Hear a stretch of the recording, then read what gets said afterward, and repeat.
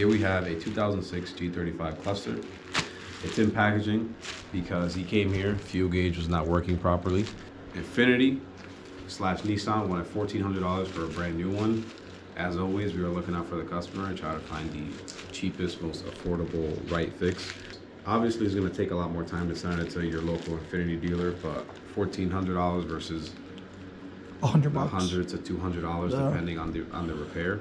For all you VQ Infiniti guys, this is a known issue with these cars where the gauge cluster does not read. I've had a couple cars come here because they ran out of fuel, because you guys think you have fuel in them, where in reality this is not reading accurately, and you have no fuel in the car. Names of people coming in. We are gatekeeping. We ain't gonna let them know.